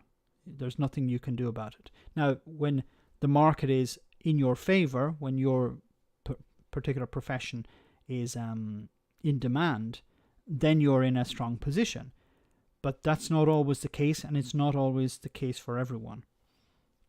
Is Prime Minister's questions back this week? It should be back this week, yes, unless there's a public holiday or something. Anyway, let's move on. Dominic Cummings. We love you so. So Cummings to release crucial document from COVID decision making. So Dominic Cummings continues to try and stick a spoke in Boris Johnson's wheel. Cummings has said that he will release a key document on COVID decision making in government when he appears in front of MPs next week as part of their inquiry into the handling of the pandemic. The Prime Minister's former senior advisor, who departed in December, has made it clear in recent months that he believes crucial mistakes were made in the early weeks of the pandemic, including on border closures and mask wearing. I don't think this is going to have the impact that Dominic Cummings wants. Dominic Cummings wants to get back. Cummings strikes again. But as we saw with the last comment that probably came out, from Cummings recorded it. Boris Johnson saying how the bodies were piling high. The defense, Boris Johnson's defense, was that there is no recording of that. Now, would it have made any difference if there was a recording of Boris Johnson saying, let the bodies pile high? Unfortunately, I think at this stage, no. As I said, Boris Johnson could eat a baby live on TV, or even a live baby on live TV, and his support base would not change. Yeah, well, it was a baby, but the vaccine, I remember, it was a baby, but Brexit, he got Brexit done, although getting Brexit done has sort of fallen out of favour. The Prime Minister's former chief advisor. Okay, I've got the only copy of a crucial historical document from COVID decision making. He tweeted, saying he could offer up the document for auction as a non-fungible token to raise money for the family of COVID victims. He went from undermining government policy, protecting the public from COVID, to I'm going to make some money out of this and hand it over to COVID victims. Does anyone really believe he would do that? In a later tweet, he said he would give the documents to the Joint Committee, which is being conducted by MPs on the Commons Health Select Committee and the Science and Technology Committee. Commons is due to appear before the committee next Wednesday, probably this Wednesday or tomorrow. I think this is from today, from Tuesday. Yes, maybe, I don't know if it's next Wednesday or tomorrow, where he said he will answer questions for as long as MPs want. He has also said that he's prepared to submit private text messages to any COVID inquiry. Number 10 said it would not comment on the disclosure threat. I'm not going to speculate about what the information individuals may or may not choose to present at committees, Boris Johnson spokesman said. I used to think that this would have an impact, but at this stage I don't think it's going to really have an impact. Boris Johnson is made of Teflon. Now, the Teflon that's on Boris Johnson, or what Boris Johnson is made of, contains vaccines. And as soon as the vaccines run out, I think the Teflon is going to start to scrape. That's the only thing that's holding him up at the moment, is the vaccine rollout. So once that ends, I think that would be the case. That would be the moment to release this damning information. Because at this moment, it's not going to really have an effect on Boris Johnson. It hasn't. His people were angry with him for a bit, and then they moved on. Sorry, I've been very bad this evening because I haven't been reading your comments on the chat. Don't trust comments. No, I don't trust comments. I don't think he has. It's more that he is. He could release accurate information. It's just the impact will be pretty much zero. Cummins has no credibility. That's the problem. He had more credibility when he was in the government, but now he's not. He seems to be for Boris supporters. He's trying to get back at the Prime Minister. He's angry that he's outside. So I don't think anything he says really sticks. That's the problem. I started working in a grocer at the age of 14. At 16, I graduated to Hamrad, an electronics components shop. I loved it when it was. I loved it as it was hobby. That's really nice. I remember the House of Commons when Tory MPs all waving the EU withdrawal agreement. It seems that they didn't even read it. Bojo is an arse. Yeah, they were waving and they hadn't read it. Otherwise, they would have no problem with the protocol. They would have said, "Well, we're not voting for this. Look at the protocol," but they didn't. It's a play out. Bojo saved him for his eye check test. So now Duncombe will drive the attention from Boris to save his arse. It's a play-off. Cummins is no threat. He's just working to get a final payment. It doesn't matter from which Tory supporter. Johnson needs to be attacked by Labour, namely for his support base. Sorry, from below. Why did I say Labour? He needs to be attacked from below. The only way you bring down Boris Johnson at this moment would be to put pressure on his MPs. Those in the red wall, those 80. You could focus on those 80, those extra 80. Put pressure on those people. 80 is not a huge number. If you put pressure on those people, you could bring him down. Because fear is infectious. And it would infect the party. If they're afraid that Boris Johnson, the shine has come off him, they'll remove him. They'll protect the party. If the party feels threatened, they get rid of the Prime Minister. Prime Ministers are completely dispensable. And Boris Johnson would be ushered out the door, and Rishi Sunak or Michael Gove would take their place. That's if you want to get rid of Boris Johnson. But the problem is not just Boris Johnson, the problem is the party itself. Boris Johnson is just a symptom of the problem. You only need to swap 2 letters in his name. It takes a whole new meaning. Yes. Okay. Wow, we're just over the time for the stream. So there was another story I wanted to... Well, just something very quick. I was going to say about Italy, the UK becoming like Italy. There is a real possibility the UK returning to the status of sick man of Europe. That's just a matter of time. Pints in the pour. So the good news about getting back into the pub, this is from yesterday from Channel 4 News. I just wanted to share this with you. Eugene, thank you so much for that super chat. Very kind of you, that super sticker. Rain and dinner in the drizzle are off the menu. Today's the day we went back inside. How good did that taste? Tasted pretty good, yeah. Sharing that drink with a friend, or you can even give them a hug. What feels better, eating and drinking inside or a hug? Eating and drinking inside. For 5 long months, this hotel in Cornwall hasn't made a penny. Now, there isn't a room free until September. How does it feel to see this place looking full? I can't tell you, it is quite something to be open again. Will's family has owned this hotel for nearly 60 years, but the last year has been like no other. Been the most difficult time that the business has ever had. It's been through recessions, but this has been by far and away the biggest challenge. Having now reopened the doors, the one thing no one wants is to shut them again. Having been through the last 15 months, we're very wary about what may come.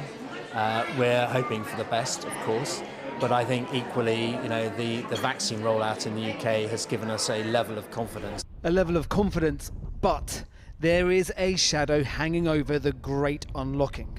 The government has warned, treat this next step with, quote, a heavy dose of caution, because the new COVID variant first identified in India is on the march. This isn't just about Bolton and Blackburn. There are now 86 local authorities where there are 5 or more confirmed cases. The next biggest case of concern is Bedford, where we are surging. And this is the problem. And there's a real risk that if this is not maintained, if protections are not maintained, that this will spiral out of control. You can't vaccinate your way out of this. Vaccines are important, but they're not a silver bullet against this. As you guys said on the stream at the beginning, it doesn't give you 100% protection, but it takes time to get people vaccinated, and you're vaccinating certain groups at the moment, not everyone, and there's a huge number of people still unvaccinated. But unfortunately, I feel that there's a momentum towards reopening, and it will become more and more difficult to put your foot on the brake if it's necessary to put the foot on the brake, because these businesses have reopened, they have their restaurants full. To turn around and say to them, I'm sorry, we're going to have to close once again for another 2 weeks or another month or something like that, is going to be detrimental. And I think that could be something that would be extremely embarrassing for Boris Johnson and could potentially bring him down. But that would be, once again, pressure on Tory MPs to force him out. Andy, thank you so much for that super chat. Have I gone full past right wing out around to medieval times to say I think we should bring back the stocks just for Dom comments? No, bring them back. Even something a little bit, stronger. I won't mention what. Might as well just stay in quarantine and wear a mask. Hancock always looks like he needs a hug. No, he does not. Do not hug that man. And compare a hug from Bojo to a hug Venus flytrap gives a fly. Testing. And I would urge everybody in Bedford to exercise caution. Caution some scientific advisors think the government has discarded when it's known this variant is more transmissible, but not known how effective the vaccine is against that transmission. And those are factors that will affect the next stage of unlocking the economy, when social distancing is ditched and many businesses can start making money again. Why not maintain social distancing, at least for another bit? I really don't understand the idea of ditching social distancing. Allow business to reopen, allow people to get in, allow, if you want to remove masks, but maintain social distancing for another period, I think. You don't make money on the first 10 tables. It's the last 2 tables where your profit comes from. It's not. So to take out 3 tables, they're probably the profit margin where you're actually making the money. Not just here in Cornwall, but lockdown rules eased in England, Wales and most of Scotland today. Northern Ireland will review lockdown rules on the 20th of May. At 9 a.m. this morning, though, there was a desperation for a little entertainment. How's the past couple of months been? Has it been a bit boring? Don't look at her. You can say yes. Has it been a bit boring? Yeah. And now do you get to see fun stuff? Yeah. Entertainment needed by the customers, their cash helpful to the owners. The last year has been very tough financially. I mean, we've made a loss of around 10 million quid. That's a lot of money. Concern then of more potential losses from a new COVID variant? You know what? No. I'm not concerned in the sense that I can do nothing about it. Therefore, the only thing I'm going to be concerned about is how good can we make this as an experience, how safe can we make our colleagues, and how hopeful can we make our future. It was hoped the next stage of unlocking might happen on June 21st. That horizon now looks a little less clear. But that's the future, and many are just happy to enjoy the few extra freedoms they have in the present. At the expense of the future. Perhaps. I hope not. People won't social distance inside a pub. They just won't. Except staff. Staff accepted. Eat out to help out again, perhaps. Turns out most people who missed the vax was because they were doubted. Because they doubted it. I would cut off my right arm to get a vaccine at the moment. I haven't received my vaccine yet. I don't know if it's because of my status here in Italy, which is I'm not a citizen, so it's a problem. I would like to get the vaccine. You know, if anyone is doubtful, I'll take your spot. Most of the older, I think all of the older generation here in Italy have received it. I think they're doing the over 50s at the moment, and then certain groups as well. Mrs. Max has received it. She's a teacher, so she's okay. But I really don't understand this this fear. It allows you a certain amount of freedom. I'd love to be able to travel, but I can't. One Italian got 6 at once. Yes, there was a story about that where somebody received 6 One? No, let me do it again. What? No, no, I made a mistake again. How the hell did that happen? And how the hell did somebody go? Why did somebody go 6 times? You know. I'll see you again next week and the week after and the week after. Go outside to drink a beer, just not on the terrace with over 2,000 others. Come to Ireland to get one max. Yay! I'll try and do that, Geraldine. But then I have to come to Ireland, so I need a whole load of tests and certificates and stuff before I can do that. I'm 42. Just got a letter through from my first jab. That's great, P. Hope you get it soon. Thanks, Max, as always. The highlight of the week. Oh, that's very wonderful. Very kind of you, Anthony. Sadly, I just don't trust the British public to behave responsibly once restrictions are lifted. I'm afraid, and I've seen it, and it's not just the British public. I've seen it here in Italy when they moved. So there were bars and restaurants were only able to provide, at one stage, only able to provide takeaway service. Then there was the curfew at 6 o'clock, and at 5:50, the bars and bars in particular were full of people. Of course, this didn't help the situation. Now the cases are coming down here in Italy. It's come way down, but there is a risk that if we don't have the vaccine getting enough people, and we ease the restrictions too quickly, we're going to see another spike. But I am concerned about Bolton in particular because there's been a huge spike in the new COVID variant. Anyway, guys, we're at the end of the stream for tonight, way over time. Sorry for that. I just had to respond to Ian Og. So I want to say a huge thank you to everyone who came on the stream tonight. I think we're almost up to 500 viewers. Much more than Keir Starmer's 55 viewers.